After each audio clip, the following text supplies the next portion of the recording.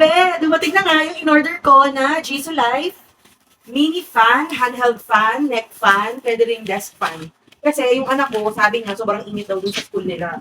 So, nag-request na kung pwede daw na magkaroon siya ng fan. So, wish granted. Tara, buksan natin. Let's unbox.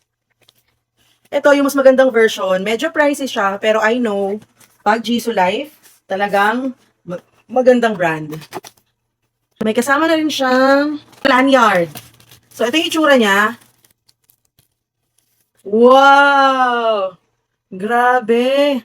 Try na ko talaga dito. Isang feature niya na nagustuhan ko is yung safety lock niya.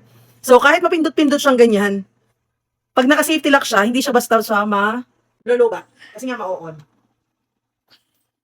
Oh, may charge ang 75 pa nung dumating sa akin. Ay, grabe, ang lamig din. Ang lamig. At siya ay naka number 1. May number 2.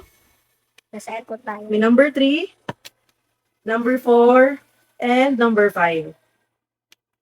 Okay, wow, okay. And isa sa nagustuhan ko sa kanya is, tamo, umuupo siyang ganyan. So, ito yung mga fan na pwede talagang ipadala sa mga anak. Kasi nga, syempre, di ba, sa school, pag maliit lang yung table, maganda na nakaupo lang siyang ganyan. Di ba? And may kasama na nga rin siyang lanyard. So, pag lalabas yung mga chikiting or lalabas tayo, pwede natin isabit lang sa leeg. Ang ganda! Grabe! Super sulit to. At kung naghahanap ka rin nga ng turbo fan na maliit, handheld fan, neck fan, or small desk fan, bagay to sa'yo. Kung gusto mo ng ganito, lagay ko na nandyan sa yellow basket. Check out na! Woo!